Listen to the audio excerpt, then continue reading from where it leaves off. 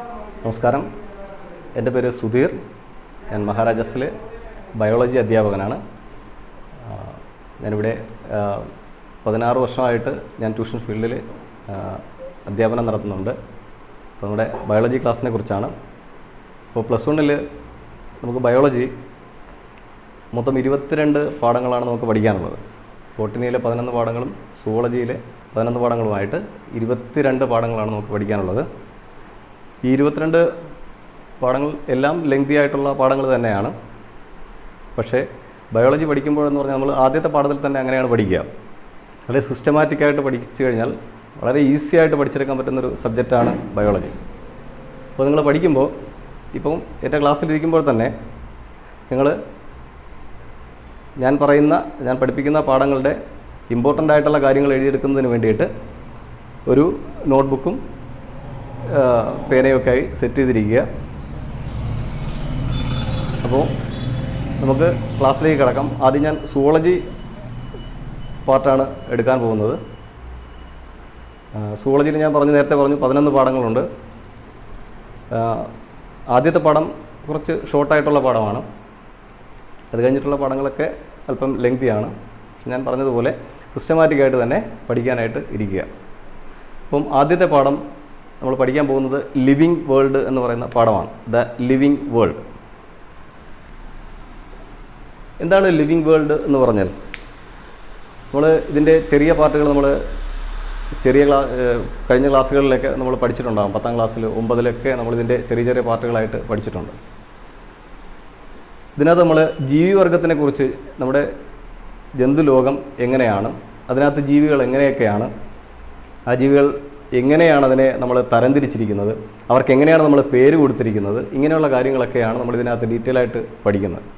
ഇങ്ങനെ വർഗീകരിക്കുന്നതിന്, പേര് കൊടുക്കുന്നതിന് നമുക്ക് എന്തെങ്കിലുമൊക്കെ മാനദണ്ഡങ്ങളുണ്ടോ, അല്ലെങ്കിൽ അതിന് സയൻറ്റിഫിക്കായിട്ട് എന്തെങ്കിലുമൊക്കെ മെത്തേഡുകളുണ്ടോ എന്നുള്ളതിനെക്കുറിച്ചാണ് നമ്മൾ ഈ പാഠത്തിനകത്ത് പഠിക്കുന്നത്. അപ്പോൾ ആദ്യം നമ്മൾ ഈ ലിവിങ് വേൾഡിൽ ഈ ലൈഫ് എങ്ങനെയാണ്, നമ്മളിപ്പോൾ ജീവനുള്ളത്, ലിവിങ് വേൾഡിൽ ഇപ്പോൾ ജീവനുള്ള വസ്തുക്കളെക്കുറിച്ചാണ് പഠിക്കുക. അപ്പോൾ ജീവനുള്ള വസ്തുക്കളെ അവർ ലൈഫ് ഉണ്ട് എന്ന് വെച്ചിട്ടാണ് നമ്മൾ എന്ത് ചെയ്യുക, ഐഡൻറ്റിഫൈ ചെയ്യുക.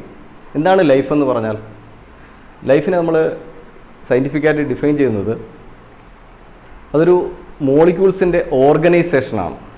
നമ്മുടെ ജീവൻ എന്ന് പറയുന്നത് മോളിക്യൂൾസിൻ്റെ ഒരു ഓർഗനൈസേഷനാണ്.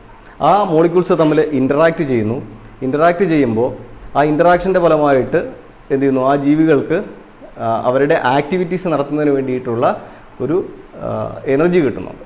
ആ എനർജിയാണ് നമ്മൾ എന്ത് വിളിക്കുക, ലൈഫ് എന്ന് പറയുക.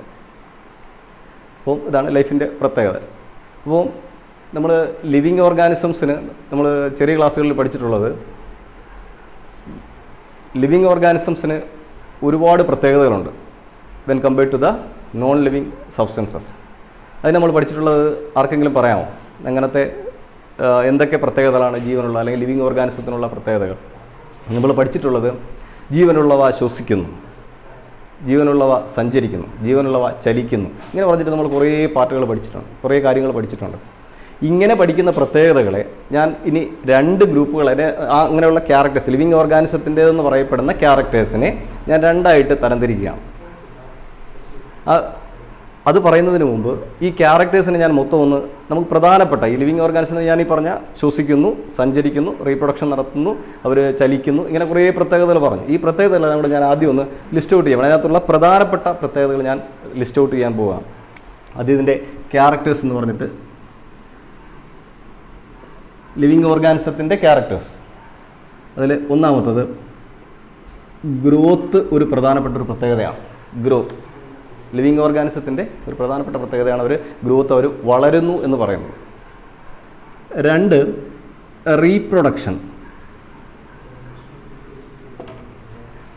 റീപ്രൊഡക്ഷനും ഒരു പ്രധാനപ്പെട്ട പ്രത്യേകതയാണ്. ക്യാരക്ടേഴ്സ് ജനറലായിട്ട് അങ്ങ് പറയാം.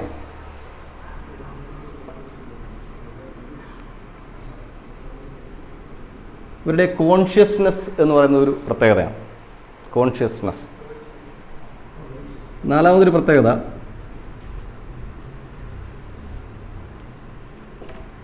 മെറ്റബോളിസം ഒരു പ്രധാനപ്പെട്ട പ്രത്യേകതയാണ്. ജീവനുള്ള വസ്തുക്കളിലെല്ലാം മെറ്റബോളിസം നടക്കുന്നുണ്ട് എന്ന് നമ്മൾ പറയാം. ദെൻ ഇവരുടെ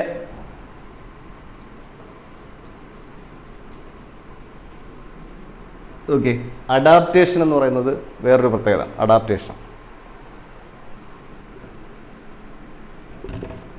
സെല്ലുലാർ ഓർഗനൈസേഷൻ, ഇത് വേറൊരു പ്രത്യേകത. ഇങ്ങനെ എഴുതുകയാണെങ്കിൽ നമുക്ക് ഒരുപാട് പ്രത്യേകതകൾ, ഞാൻ നേരത്തെ പറഞ്ഞ ആ സാധനം തന്നെയാണ്. എന്ത് ചെയ്യുക, നമുക്ക് ചെറിയ ക്ലാസ്സുകളിലൊക്കെ പഠിച്ചതുപോലെ ഒരുപാട് ക്യാരക്ടേഴ്സ് നമുക്ക് എഴുതാൻ പറ്റും. ഇതിന് ഞാൻ പ്രധാനമുള്ള ഒരു 6 ക്യാരക്ടർ ഞാൻ എഴുതിയിട്ടുണ്ട്. ഈ ക്യാരക്ടേഴ്സിനെ നമുക്കൊന്ന് അനലൈസ് ചെയ്യണം. ഇത് ജീവനുള്ള ഓർഗാനിസത്തിൽ എങ്ങനെയാണ്, ബാക്കിയുള്ളവരിൽ ജീവനില്ലാത്ത വലിയ പ്രത്യേകതകൾ കാണപ്പെടുന്നുണ്ടോ, ഇങ്ങനെയാണ് നമ്മൾ ഇതിനകത്ത് നോക്കുക. ആദ്യത്തെ കാര്യം എടുക്കുന്നത് ഗ്രോത്ത്. എന്താണ് ഗ്രോത്ത് എന്ന് പറഞ്ഞാൽ? നമ്മൾ വളരുന്നു എന്ന് പറയുന്നു, ജീവനുള്ള വസ്തുക്കൾ വളരുന്നു എന്ന് പറയുന്നു. എങ്ങനെയാണ് ജീവനുള്ള വസ്തുക്കൾ വളരുന്നു എന്ന് നമ്മൾ ഐഡൻറ്റിഫൈ ചെയ്യുക? അതിന് നമ്മൾ ഗ്രോത്തിൻ്റെ ഡെഫിനിഷൻ പഠിക്കാം. ഗ്രോത്തിൻ്റെ ഡെഫിനിഷൻ പറയുന്നത് it is the increase in the number of cell or mass of the organism. ഒരു ഓർഗാനിസത്തിൻ്റെ പിണ്ഡം അല്ലെങ്കിൽ മാസ് ഇൻക്രീസ് ചെയ്യുക, അല്ലെങ്കിൽ അതിൻ്റെ നമ്പർ ഓഫ് സെൽസ് ഇൻക്രീസ് ചെയ്യുക. അങ്ങനെയാണെങ്കിലാണ് നമ്മൾ വളർന്നു എന്ന് പറയുക. ഉദാഹരണത്തിന് നിങ്ങൾ വളർന്നു എന്ന് പറയുന്നത്, നിങ്ങളിപ്പോൾ 1 വയസ്സുള്ളപ്പോൾ അല്ലെങ്കിൽ 1.5 വയസ്സ് 2 വയസ്സുള്ള സമയത്തൊക്കെ നിങ്ങൾ തൊട്ടിലാണ് കിടന്നിട്ടുണ്ടാകുക. ഇപ്പോൾ നിങ്ങൾ എന്ത് ചെയ്യുന്നു? നിങ്ങൾ ഇപ്പോൾ 16 വയസ്സ് ആയി, നിങ്ങൾ എന്ത് ചെയ്യുന്നു? വീണ്ടും പഴയതുപോലെ ആ പഴയ ഓർമ്മയിൽ തൊട്ടിൽ കയറി കിടന്നു കഴിഞ്ഞാൽ എന്ത് സംഭവിക്കും? ആ തൊട്ടിൽ പൊട്ടിയങ്ങ് വീഴും. അതിൻ്റെ അർത്ഥം എന്താണ്? നിങ്ങൾക്ക് മാസ് ഇൻക്രീസ്, നിങ്ങളുടെ ഭാരം ഇൻക്രീസ് ചെയ്തു. അപ്പോൾ നമ്മൾ വളർന്നു എന്ന് പറയുക, മാസ് ഇൻക്രീസ് ചെയ്തു. അപ്പം ഗ്രോത്ത് നമ്മൾ ഡിഫൈൻ ചെയ്തു, it is the number increase in the number of cell and increase in the mass of the organism. അങ്ങനെയാണെങ്കിൽ ലിവിങ് ഓർഗാനിസത്തിൻ്റെ ഇത് ഓക്കെയാണ്. ഞാൻ എക്സാമ്പിൾ പറഞ്ഞതനുസരിച്ച് ഇത് ഓക്കെയാണ്. നോൺ ലിവിങ് ഓർഗാനിസത്തിൽ ഈ പ്രത്യേകത നടക്കാറുണ്ടോ? ഇങ്ങനെ ഗ്രോത്ത് നടക്കാറുണ്ടോ? അവരുടെ മാസ് ഇൻക്രീസ് ചെയ്താൽ നമ്മൾ ഗ്രോത്ത് നടന്നു എന്ന് പറയണ്ടേ? ബയോളജിക്കലായിട്ട് നമ്മൾ പറഞ്ഞ ഡെഫിനിഷൻ വെച്ചിട്ട് ഗ്രോത്ത്, അവരുടെ മാസ് ഇൻക്രീസ് ചെയ്ത് കഴിഞ്ഞാൽ നമ്മൾ ഗ്രോത്ത് നടന്നു എന്ന് നമ്മൾ ഡിഫൈൻ ചെയ്യേണ്ടി വരും. വേറൊരു എക്സാമ്പിൾ, ഇപ്പോൾ മൗണ്ടൻസ്, മലകൾ നോക്കിക്കഴിഞ്ഞാൽ മലകളുടെ മണ്ണ് വന്ന് അടിഞ്ഞുകൂടി അവരുടെ സൈസ് ഇൻക്രീസ് ചെയ്യുകയാണ്. അല്ലെങ്കിൽ ഞാൻ നിങ്ങളുടെ അടുത്തുള്ളൊരു എക്സാമ്പിൾ പറയാം. ഇപ്പോൾ ഒരു വീടിനൊരു കൺസ്ട്രക്ഷൻ നടക്കുകയാണെന്ന് കരുതുക. അപ്പോൾ അതിൻ്റെ സൈഡിലായിട്ട് ഒരു കല്ല് കിടക്കുകയാണ്. അപ്പോൾ കല്ലിൻ്റെ ഭാരം നമ്മളെടുത്ത് നോക്കി ചെറിയ വെയിറ്റേ ഉള്ളൂ. അപ്പോൾ അതിനെ എന്താണ്, ഭിത്തി തേക്കുകയാണ്, പൂശുകയാണ്. പൂശുന്ന സമയത്ത് എന്ത് ചെയ്യും? ഇതിനകത്ത് മണ്ണും പൊടിയൊക്കെ വീണ് നമ്മൾ കുറേ നാൾ കഴിഞ്ഞിട്ട് ഈ അതേ കല്ലിനെ നമ്മൾ വന്നെടുത്ത് നോക്കി കഴിഞ്ഞാൽ ഇതിനകത്ത് മണ്ണും പൊടിയൊക്കെ വീണിട്ട് എന്ത് ചെയ്തിട്ടുണ്ടാകും? ഇതിൻ്റെ ഭാരം കൂടിയിട്ടുണ്ടാകും. അപ്പോൾ നമുക്ക് പറയാൻ പറ്റും, നമ്മുടെ ഡെഫിനിഷൻ അനുസരിച്ചാണെങ്കിൽ ശരിയാണ്. എന്ത് ചെയ്യും? ഇവിടെ ഗ്രോത്ത് നടന്നു, മാസ് ഇൻക്രീസ് ചെയ്തു.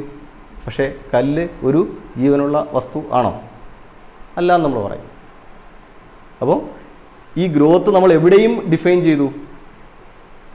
ലിവിങ് ഓർഗാനിസത്തിന് പറഞ്ഞു, ഇപ്പോൾ പറയുന്നു നോൺ ലിവിങ് ഓർഗാനിസത്തിന് മാസ് ഇൻക്രീസ് ചെയ്ത് അവിടെ നമ്മൾ ഗ്രോത്ത് ഡിഫൈൻ ചെയ്യേണ്ടി വരും. അപ്പോൾ നമ്മൾ ഗ്രോത്തിനെ മാത്രം എടുത്തിട്ട് നമുക്ക് എന്ത് ചെയ്യാൻ പറ്റില്ല? ജീവനുള്ളതാണ് എന്ന് പറയാൻ പറ്റില്ല. അപ്പോൾ നമ്മൾ ഗ്രോത്തിനെ തൽക്കാലം അങ്ങോട്ട് വെട്ടി വെക്കുകയാണ്. നമുക്ക് ലിവിങ് ഓർഗാനിസത്തിന് മാത്രമായിട്ട് നമുക്ക് കൊടുക്കാൻ പറ്റില്ല. നമ്മൾ അടുത്ത ആളിലേക്ക് പോകുന്നു. റീപ്രൊഡക്ഷൻ എന്ന് പറയുന്ന പ്രത്യേകത. എന്താണ് റീപ്രൊഡക്ഷൻ?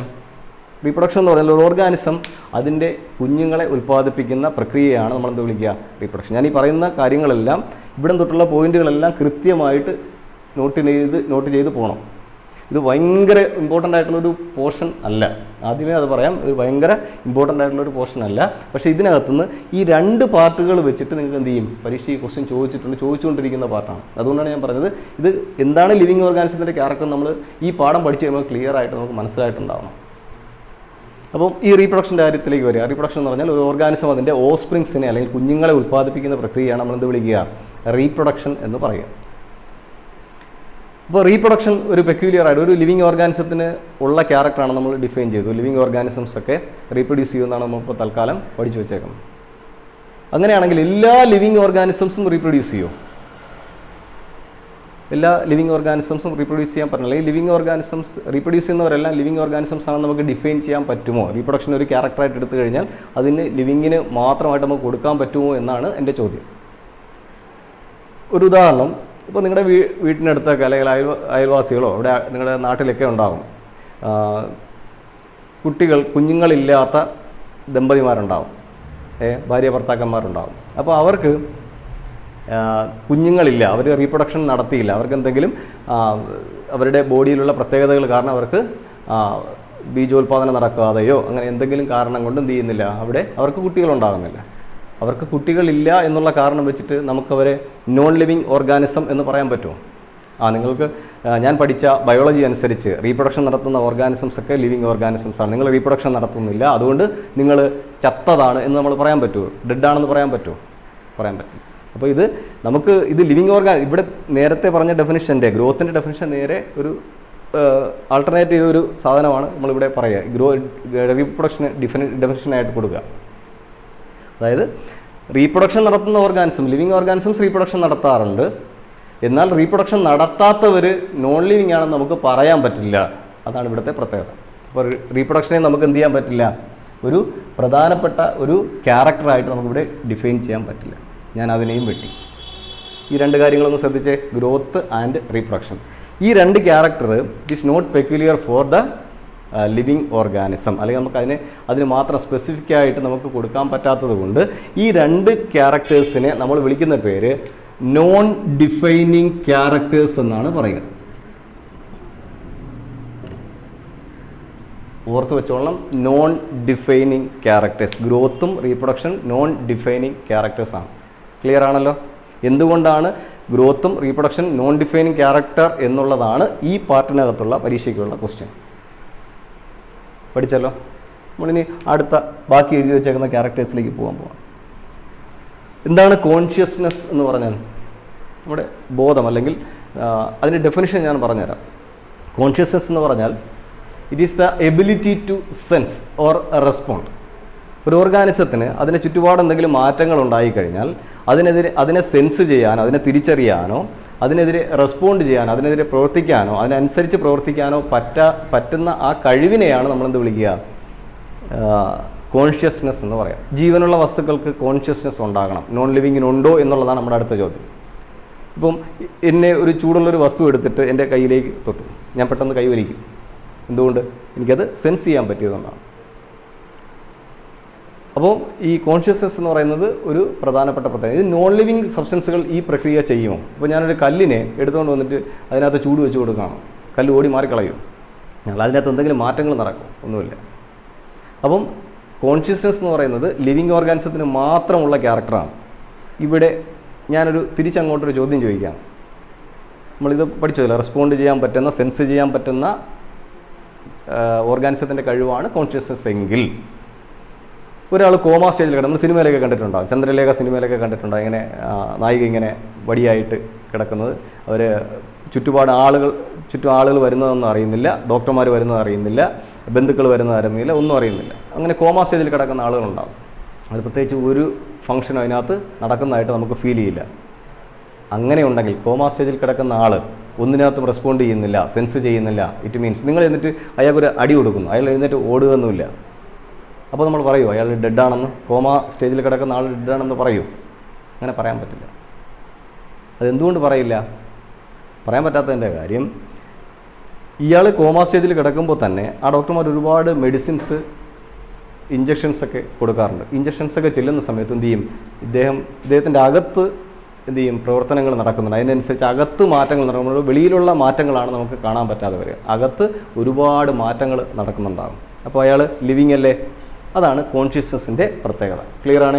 അപ്പോൾ കോൺഷ്യസ്നെസ് നമുക്ക് ആർക്ക് മാത്രമായിട്ട് കൊടുക്കാം? ലിവിങ്ങിന് മാത്രമായിട്ട് കൊടുക്കാം. ക്ലിയർ? അടുത്ത ആളിലേക്ക് വരിക. മെറ്റബോളിസം. മെറ്റബോളിസം എന്ന് പറഞ്ഞാൽ ഒരു ജീവിയിൽ നടക്കുന്ന രാസപ്രവർത്തനം, അകത്ത് നടക്കുന്ന ബോഡിയിൽ നടക്കുന്ന പ്രവർത്തനങ്ങളെയാണ് മെറ്റബോളിക് ആക്ടിവിറ്റീസ് എന്ന് പറയുക. All reactions takes place inside the organism. ഒരു ഓർഗാനിസത്തിൻ്റെ അകത്ത് നടക്കുന്ന മൊത്തം റിയാക്ഷൻസിന് വിളിക്കുന്ന പേരാണ് മെറ്റബോളിസം. എന്താണ് മെറ്റബോളിസം? നമ്മളെങ്ങനെ ഡിഫൈൻ ചെയ്യുക? അപ്പോൾ ഞാൻ ചോറ് കഴിച്ചു, കാർബോഹൈഡ്രേറ്റ് കഴിച്ചു, ഇതകത്തേക്ക് ചെല്ലുന്നു, അകത്ത് ചെന്നിട്ടത് ഡൈജഷന് വിധേയമാകുന്നു, ബ്രേക്ക് ഡൗണിന് വിധേയമാകുന്നു. ഇത് ചെറുതായി, വലിയ മോളിക്കൂളാണ് ഞാൻ കഴിച്ചത്, അത് ചെറുതായി. നേരത്തെ കഴിച്ച ചോറ് വെള്ളത്തിൽ അലിയില്ലായിരുന്നു, ഇത് അകത്ത് ചെന്നിട്ട് വിഘടിക്കുമ്പോൾ ഇത് വെള്ളത്തിൽ അലിയുന്ന ഗ്ലൂക്കോസ് ആയിട്ട് മാറും, ചെറിയ മോളിക്കൂളാകും. അല്ലെങ്കിൽ ഞാൻ പ്രോട്ടീൻ കഴിക്കുന്നു, പ്രോട്ടീൻ കഴിച്ചു, വലിയ മോളിക്കൂളാണ്, വെള്ളത്തിൽ അലിയില്ല, ഞാൻ കഴിച്ചു, അകത്ത് ചെന്നു, ദഹിച്ചു. ഇത് അമിനോ ആസിഡുകളായിട്ട് സ്പ്ലിറ്റ് ചെയ്യും. ഈ അമിനോ ആസിഡുകൾ, ഈ ഗ്ലൂക്കോസ്, ഇതെല്ലാം രക്തം വലിച്ചെടുക്കും, സെല്ലുകളിൽ കൊണ്ടുപോയിട്ട് അവിടെ ഈ ഗ്ലൂക്കോസുകളും ഈ കാർബോഹൈഡ്രേറ്റിൻ്റെ ഗ്ലൂക്കോസും പ്രോട്ടീൻ്റെ അമിനോ ആസിഡുകളും ഒക്കെ എന്ത് ചെയ്യും? വേറെ ചില സബ്സ്റ്റൻസുകൾ ഉണ്ടാക്കുന്നതിന് വേണ്ടിയിട്ട് ഉപയോഗിക്കപ്പെടും. ഇപ്പോൾ ഒരെണ്ണം ഞാൻ കഴിച്ച വലിയ മോളിക്യൂൾ ചെറുതായത്, കോംപ്ലക്സ് മോളിക്യൂൾ സിമ്പിൾ മോളിക്യൂൾ ആയതിനെ നമ്മൾ കാറ്റബോളിസം എന്നും, ഈ ചെറിയ മോളിക്യൂളുകൾ ഒരുമിച്ച് ചേർത്ത് വലിയ മോളിക്യൂൾ ഉണ്ടായതിനെ അനബോളിസം എന്നും പറയും. Catabolism and anabolism. സിമ്പിളായിട്ട് പറഞ്ഞാൽ catabolism plus anabolism is equal to metabolism. ഈ പ്രക്രിയ ഒരിക്കലും നിങ്ങൾക്ക് കല്ലിലോ മണ്ണിലോ കാണാൻ പറ്റില്ല. നിങ്ങൾക്ക് ലിവിങ് ഓർഗാനിസത്തിൽ മാത്രമേ കാണാൻ പറ്റൂ. അതുകൊണ്ട് ഞാനിതിനെ പറയുന്നു, ഇത് ഒരു ഡിഫൈനിങ് പ്രോപ്പർട്ടിയാണ്. നേരത്തെ പറഞ്ഞ പോലെ നോൺ ഡിഫൈനിങ് എന്നല്ല പറഞ്ഞത്, ഇത് ആർക്ക് മാത്രം പറ്റുന്നതാണ്, ലിവിങ് ഓർഗാനിസത്തിന് മാത്രം എക്സ്ക്ലൂസീവായിട്ടുള്ള ക്യാരക്ടർ ആയതുകൊണ്ട് ഞാനിതിനെ മെറ്റബോളിസത്തിനെ ഇതിനകത്തേക്ക് ഉൾപ്പെടുത്തി. അടുത്തതിലേക്ക് വരിക, അഡാപ്റ്റേഷൻ. ഇത് നമുക്ക് വളരെ പെട്ടെന്ന് മനസ്സിലാവും അഡാപ്റ്റേഷൻ എന്താണ്. അഡാപ്റ്റേഷൻ എന്ന് പറഞ്ഞാൽ നമ്മളൊരു ഒരു എൻവയോൺമെൻറ്റിലുണ്ടായ ചേഞ്ചിനനുസരിച്ച് ഒരു ഓർഗാനിസം അതുമായിട്ട് മോഡിഫൈ ചെയ്യുന്നതിനെ, ability to modify with the change in the എൻവയോൺമെൻറ്റിലുണ്ടായ ചേഞ്ചിനനുസരിച്ച് അവർ മോഡിഫൈ ചെയ്യുന്നതിനെയാണ് അതിൻ്റെ അഡാപ്റ്റേഷൻ എന്ന് പറയുക. ഇപ്പോൾ നമ്മളെ ഒരു മരുഭൂമിയിലേക്ക് കൊണ്ടിടുകയാണെന്ന് കരുതാം.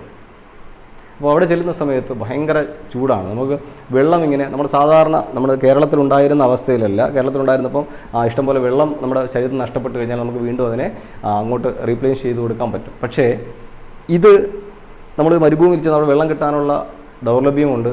അപ്പോൾ എന്ത് ചെയ്യുമെന്ന് പറയാം, നമ്മുടെ ബോഡി അവിടെ വെള്ളം ദൗർലഭ്യമാണ്, അല്ലെങ്കിൽ വെള്ളം കിട്ടില്ല. അപ്പോൾ അതിനനുസരിച്ച് നമ്മുടെ വിയർപ്പും നമ്മുടെ യൂറിൻ ഫോർമേഷനും എല്ലാം ലിമിറ്റ് ചെയ്യും, അതിനെയൊക്കെ അഡ്ജസ്റ്റ് ചെയ്യും. എന്നിട്ട് നമ്മൾ ആ മരുഭൂമിയിൽ സർവൈവ് ചെയ്യുന്ന രീതിയിലേക്ക് എന്ത് ചെയ്യും, നമ്മുടെ ബോഡിയെ നമ്മൾ സെറ്റ് ചെയ്യും. ഇങ്ങനെ ഇത് എല്ലാ ലിവിങ് ഓർഗാനിസും ഇങ്ങനത്തെ ചില പ്രത്യേകതകളുണ്ടാവും. അവരുടെ പരിസ്ഥിതിയിൽ എന്ത് മാറ്റമുണ്ടായോ ആ മാറ്റത്തിനനുസരിച്ച് അഡ്ജസ്റ്റ് ചെയ്യുന്ന രീതിയിൽ അവർക്ക് എന്ത് ചെയ്യാൻ പറ്റും, മോഡിഫൈ ചെയ്യാൻ പറ്റും. ഇതിനെയാണ് അഡാപ്റ്റേഷൻ എന്ന് പറയുക. ഇത് ലിവിങ് ഓർഗാനിസത്തിന് മാത്രമുള്ള പ്രത്യേകതയാണ്. അതും ഞാൻ എന്ത് ചെയ്യുന്നു, ഇതിനകത്തേക്ക് എടുത്തു, ഒരു പ്രധാനപ്പെട്ട പ്രോപ്പർട്ടി ആയിട്ട് എടുത്തു. ലിവിങ് ഓർഗാനിസത്തിന് മാത്രം കൊടുക്കാൻ പറ്റുന്ന ഒരു പ്രത്യേകതയായിട്ട് എടുത്തു. നെക്സ്റ്റ് വരുന്നു സെല്ലുലാർ ഓർഗനൈസേഷൻ. ഇന്നും കൂടെ ഉള്ളൂ സെല്ലുലാർ ഓർഗനൈസേഷൻ. സെല്ലുലാർ ഓർഗനൈസേഷൻ എന്ന് പറഞ്ഞാൽ ഒരു ഓർഗാനിസം ഉണ്ടാക്കിയിരിക്കുന്ന അതിൻ്റെ ആ ഒരു അറേഞ്ച്മെൻറ്റ്, അതിൻ്റെ കൺസ്ട്രക്ഷൻ മെക്കാനിസമാണ് ഇതിനകത്ത് പറയുക സെല്ലുലാർ ഓർഗനൈസേഷൻ. അതായത് ഇപ്പോൾ നമ്മളൊരു കളിപ്പാട്ടം കിട്ടി, ആ കളിപ്പാട്ടത്തിനെ നമ്മൾ പൊളിക്കുകയാണ്. പൊളിച്ച് അവസാനം ചെല്ലുമ്പോൾ നമുക്ക് എന്ത് കിട്ടും, കുറച്ച് പ്ലാസ്റ്റിക് കഷ്ണങ്ങളും കുറച്ച് കുഞ്ഞ് ടയറുകളും അല്ലെങ്കിൽ അതിൻ്റെ മിഷ്യൻ്റെ ഭാഗങ്ങളും ഇതൊക്കെ ആയിട്ട് ഇങ്ങനെ പൊളിച്ചെടുക്കാൻ പറ്റും. അതുപോലെ ഒരു ഓർഗാനിസത്തിനെ എടുത്തിട്ട് ഞാൻ ഇതുപോലെ പൊളിച്ച് അവസാനം ചെന്ന് കഴിഞ്ഞാൽ എനിക്ക് കിട്ടുക അതിനകത്ത് സെല്ലിനെയാണ് കിട്ടുക. ബേസിക്കായിട്ടുള്ള സാധനം സെല്ലാണ്.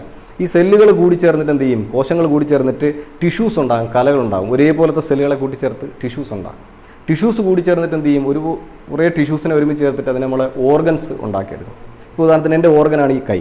ഈ കൈ നോക്കിയാൽ ഇത് എപ്പിത്തീലിയൽ ടിഷ്യൂ എന്ന് പറയുന്ന ടിഷ്യൂ ആണ്. ഇതിനകത്ത് എല്ലെന്ന് പറയുന്ന ഒരു ടിഷ്യൂ ഉണ്ട്, കണക്റ്റീവ് ടിഷ്യൂ ഉണ്ട്. ഇതിനകത്ത് ഫ്ലൂയിഡ് കണക്റ്റീവ് ടിഷ്യൂ ആയ ബ്ലഡ് ഉണ്ട്. മസിൽ എന്ന് പറയുന്ന മസ്കുലാർ ടിഷ്യൂ ഉണ്ട്. ഇങ്ങനെ ഒരുപാട് ടിഷ്യൂസ് ഉണ്ട്. അപ്പോൾ ടിഷ്യൂസ് ചേർന്നതാണ് ഓർഗൻസ് ചേർന്നിട്ട് ഓർഗൻ സിസ്റ്റം ഉണ്ടാകും. ഇപ്പം ശ്വസന വ്യവസ്ഥ, റെസ്പിറേറ്ററി സിസ്റ്റത്തിനകത്ത് നോക്കിയാൽ ലങ്സ് ഉണ്ട്, ബ്രോങ്കസ് ഉണ്ട്, ബ്രോങ്ക്യൂൾസ് ഉണ്ട്, ആൽവിയോളയുണ്ട്, നോസ്ട്രിൽസ് ഉണ്ട്. ഇങ്ങനെ ഒരുപാട് ഓർഗൻസ് ചേരുന്ന അതിന് ഓർഗൻ സിസ്റ്റം എന്ന് പറയും. ഓർഗൻ സിസ്റ്റംസ് ചേരുന്നതാണ് യഥാർത്ഥത്തിൽ ഓർഗാനിസം. അതിനകത്ത് ഞാൻ നേരത്തെ പറഞ്ഞതുപോലുള്ള ലൈഫും കൂടെ വന്നു കഴിയുമ്പോൾ എന്ത് ചെയ്യും, ഓർഗാനിസം എന്ത് ചെയ്യും, വർക്ക് ചെയ്ത് അല്ലെങ്കിൽ അത് ലൈവായിട്ടിരിക്കും. ഈ ഒരു മെക്കാനിസം എവിടെ മാത്രമേ ഉള്ളൂ, ലിവിങ് ഓർഗാനിസത്തിൽ മാത്രമേ ഉള്ളൂ, നോൺ ലിവിങ് ഓർഗാനിസത്തിൽ ഉണ്ടാവില്ല. Cellular organisation. ഇങ്ങനെ cell, tissue, organ system, organism എന്ന് പറയുന്ന ആ ഒരു അറേഞ്ച്മെൻറ്റ് നമുക്ക് ലിവിങ് സിസ്റ്റത്തിൽ മാത്രമേ കാണാൻ പറ്റുള്ളൂ. അതാണ് അടുത്തൊരു പ്രത്യേകത, സെല്ലുലാർ ഓർഗനൈസേഷൻ. ഇവിടെ ഞാൻ പറഞ്ഞ ഈ 4 പേരെ, consciousness, metabolism, adaptation and cellular organisation, ഈ 4 property it is exclusively for living organism. So they are known as defining property. ഇതിനെ നമ്മൾ ഡിഫൈനിങ് പ്രോപ്പർട്ടി എന്ന് പറയും. വേണമെങ്കിൽ പരീക്ഷയ്ക്ക് what are the defining properties of living organism ചോദിക്കും, നമുക്കിത് എഴുതാൻ പറ്റും. എന്തുകൊണ്ടാണ് ഗ്രോത്തും റീപ്രൊഡക്ഷൻ നോൺ ഡിഫൈനിങ് പ്രോപ്പർട്ടി എന്ന് പറയുന്നത്, നമുക്ക് ആദ്യം പറഞ്ഞ ഡെഫിനിഷൻ എഴുതാം. ഇത്രയുമാണ് നമ്മൾ ലിവിങ് വേൾഡ് എന്ന് പറയുന്ന പാഠത്തിനകത്തുള്ള ആദ്യം ഒരു ഫസ്റ്റ് പാർട്ടായിട്ട് നമുക്ക് പഠിക്കാനുള്ളത്. എല്ലാവർക്കും ക്ലിയർ ആയി എന്ന് വിചാരിക്കുന്നു. എന്തെങ്കിലും സംശയം ഉണ്ടെങ്കിൽ ചോദിക്കുക. ഇത്രയും കാര്യങ്ങളാണ് ഇതിനകത്ത് പഠിക്കാനുള്ളത്. ഇതിന് നമ്മൾ ഇനി അടുത്ത പഠിക്കാൻ പോകുന്ന സെക്ഷൻ എന്ന് പറയുന്നത് ഈ ഓർഗാനിസത്തിനെ ക്ലാസിഫൈ ചെയ്യുന്നതും അതിനെ പേര് കൊടുക്കുന്നതുമായിട്ടുള്ള പ്രക്രിയകളിലാണ് പഠിക്കാൻ പോകുന്നത്. ഇപ്പോൾ ഇത്രയുമാണ് നമ്മുടെ ഫസ്റ്റ് പാർട്ട്. ലിവിങ് ഓർഗാനിസത്തിൻ്റെ പ്രോപ്പർട്ടീസിനെ നമ്മൾ ക്ലാസിഫൈ ചെയ്തു. Okay, thank you.